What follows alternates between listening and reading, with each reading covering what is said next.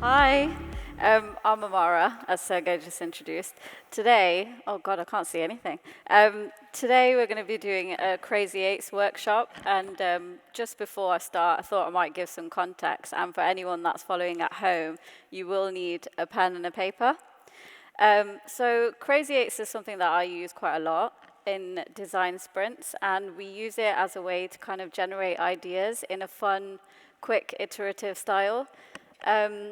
It was kind of developed actually in the 1970s, I think, by someone that worked at Procter and Gamble. Don't ask me about the context because I don't actually know. But yeah, so what I was going to do, just going to look at these slides because these are mainly for me. I was going to talk a bit about how Crazy Eights can actually help. So initially, once we've got all of our insights after testing, things kind of like in the way that Lisa showed and other people when we were looking at Typeform and user research, what we do, especially at my workplace, is we kind of gather all that data and then we form how might we statements.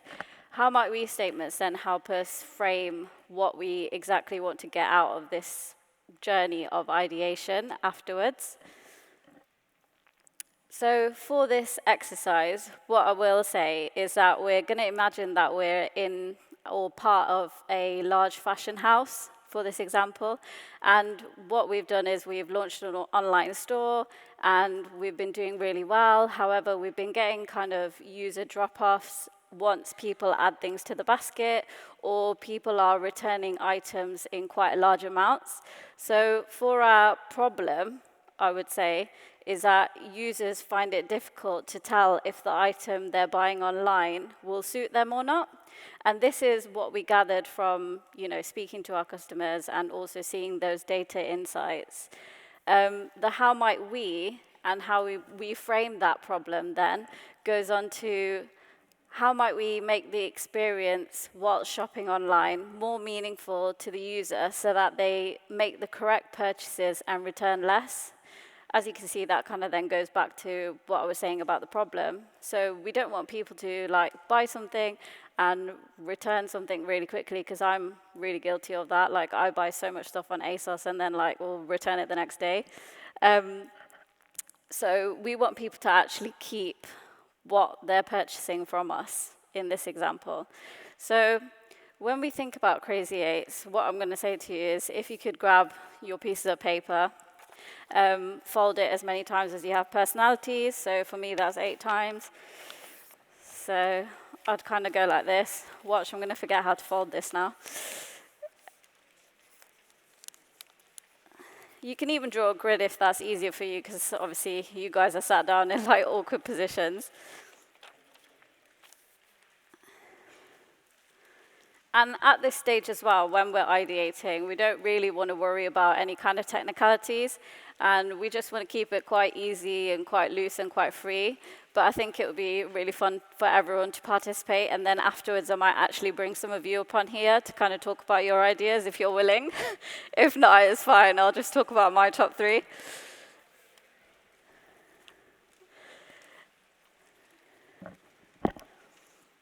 So once we've kind of done that and made our 8 sections, what we then want to do generally, especially if we're performing this in a workshop setting as part of our team, we kind of want to then get someone to be the timer and set a minute per idea and per generating idea. We are going to go through the whole 8 minutes in this process, otherwise I'm not going to have anything else to talk about. So then afterwards, once we've done that, we're going to have a discussion. So instead of a Q&A where everyone's just going to grill me, I'd rather talk about our ideas so then I won't get battered by anything. So what I'm going to say now is if someone's got a timer. Sergey, do we have a timer? A 1-minute timer? I could put it on my phone. You know all this tomato stuff, tomato pomodoro technique. I thought I'm going to find proper tomato looking like a timer, but I didn't. Damn it. So we have here 1 minute. Bing. Cool, okay. It's going to annoy you in 1 minute. Okay, well, it's already started. So remember, we're going back to our how might we statement of how might we make this experience for people while shopping online more meaningful to the user so that they make the correct purchases and return less. Literally, it can be anything.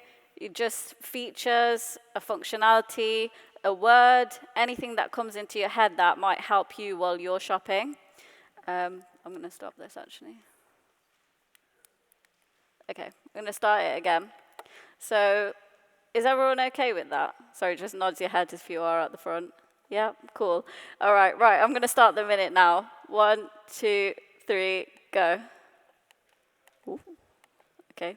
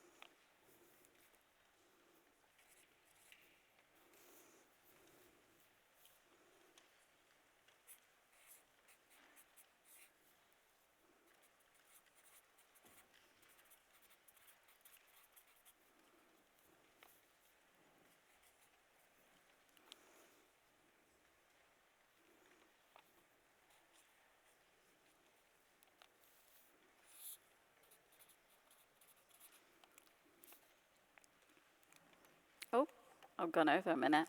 All right, okay. That failed already. So I'm going to start the next minute. 1, 2, 3, go.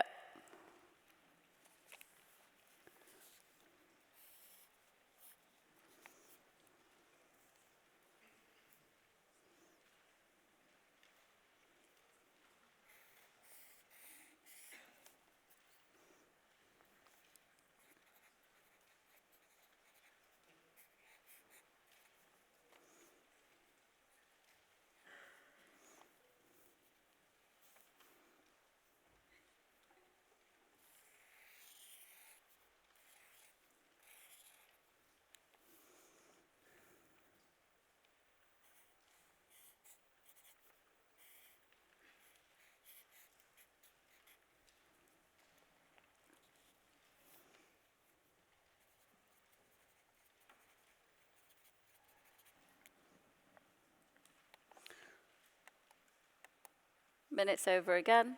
On to the next one.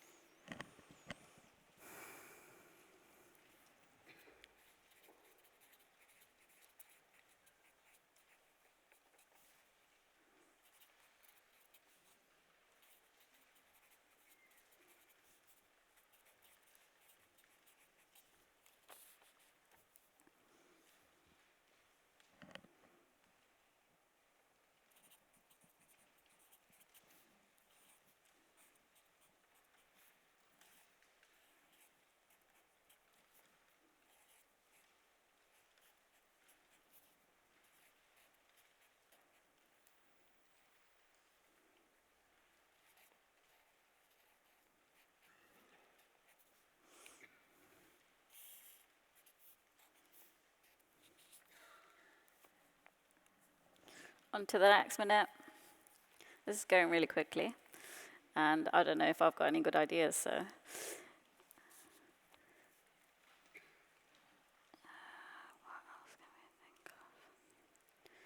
Actually, I thought I'd just caveat this. I actually didn't practice this because I want it to be authentic as possible, which is probably not what I should have done. So yeah.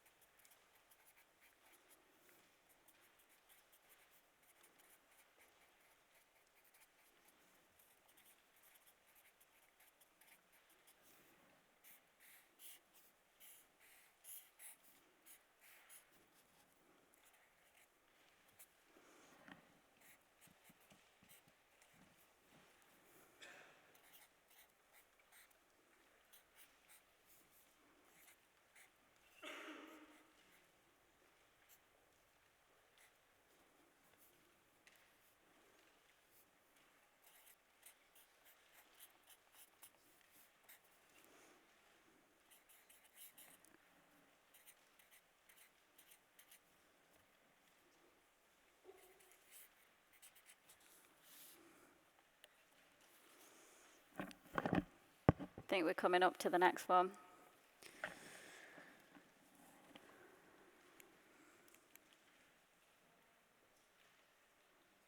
Cool, next minute.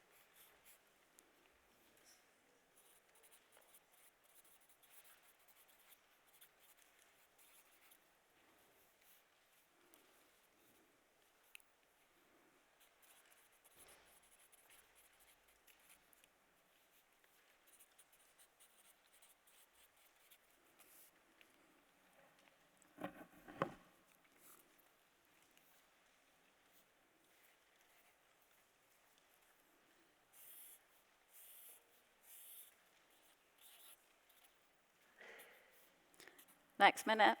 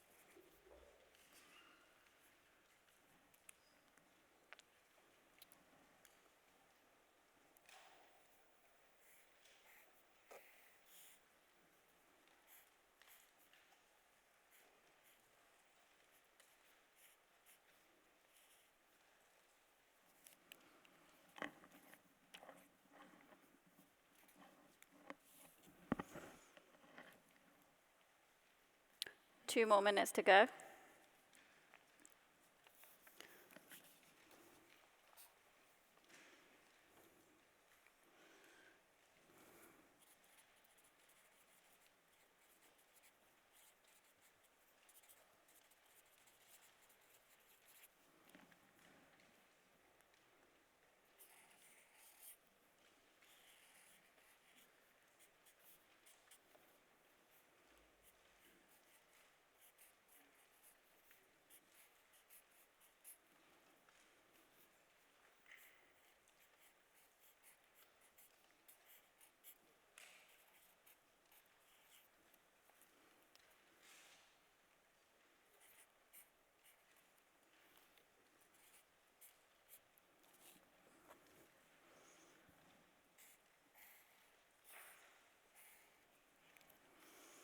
Last minute.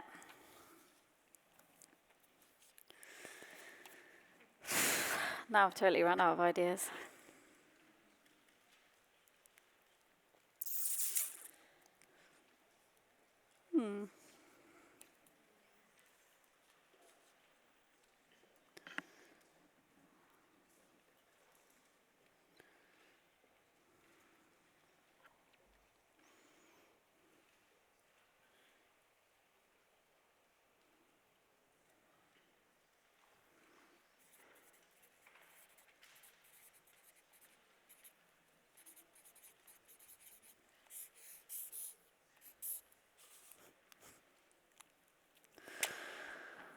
Oh, don't know about you guys, but I'm done.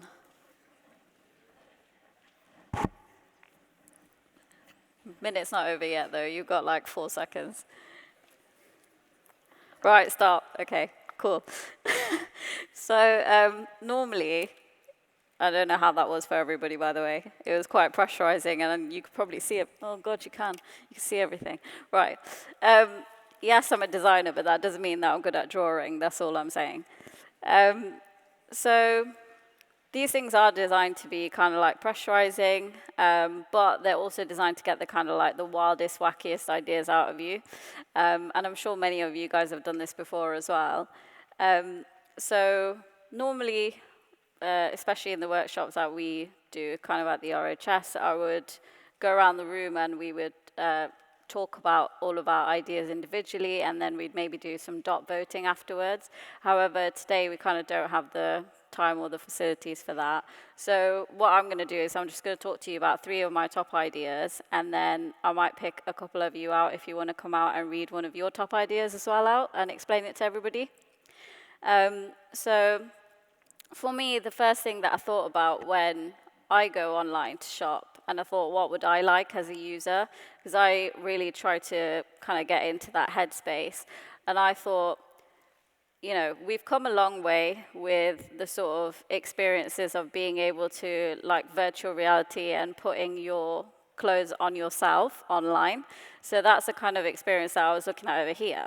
I know it doesn't look like it, but I was thinking, maybe you upload a couple of shots of yourself and then you're able to kind of like put the clothes on yourself, and we can work on that and adapt that and make that a really, really comprehensive, nice experience for the user. And then hopefully that will then solve the problem of people not knowing whether something suits them. The other thing that I was thinking of was a community wardrobe. I'm not sure actually if ASOS do this, but kind of seeing snapshots of other people wearing the things that you might like. And this can come off the back of something like an onboarding or a user profile, or kind of like a trend style base where we ask you a couple of questions when you kind of onboard or when you're on the website about the types of styles that you like. We can be really clever about this and kind of get that data and that information via certain ways, and then be able to kind of then show you what you would like. And things that we know suit you and things that you've bought in the past. So I would say those are kind of like my sort of top 3 thoughts on what I think could be good for this experience. Is there anyone that would like to come out and share one of their ideas? Please don't say no, because that would be really... You with the hand, please, in the red top. Yeah, you. Yeah, come here. I'm not coming to you.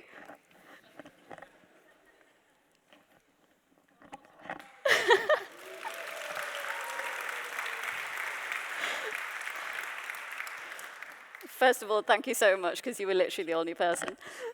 Introduce yourself. Hi, I'm Damian. So my idea was that so modern smartphones have like AR cameras, and nowadays you can like take a photo of something and it instantly measures something. So I was thinking that maybe take your favorite, most fitting piece of clothing, lay it flat, take a photo of that, and then it will magically measure it and suggest you some better sizes for future purchases. Yeah, that would be really cool. So that's like a more comprehensive way of thinking about it. So you're kind of thinking, oh, this is like going to be a really good experience because we're taking it into the detail of that. Yep. So yeah, that's actually really cool. Yeah, thank you. Anyone else? Oh, you over there. Is there 2 of you or is that 1? I can't see. Hi, thank you. Hi. I think a huge issue is that usually we use the same models. Usually you see the same person that's 5.9 is wearing the size S. Yeah. And it's very hard if you're not that size. If you don't happen to have the same height or the same weight as this person, or like just the same body form, it's hard to grasp if something fits. So maybe it doesn't mean you have to have 100 photos, because obviously there's a lot of effort on the photography team. There's a lot of money involved to hire different models. But even going as much as having models, like at least 1 model for each size. You've got a model for size S, a model for size M, a model for size L, and that's still more inclusive and still helps people gauge how that size would fit them. And Yeah, no, I really like that, because I think it's a big thing to kind of like be inclusive nowadays, and yeah, we should really be adopting that. Thank you. Have I got time for one more? No? Okay, that's me. Thank you. Thank you so much.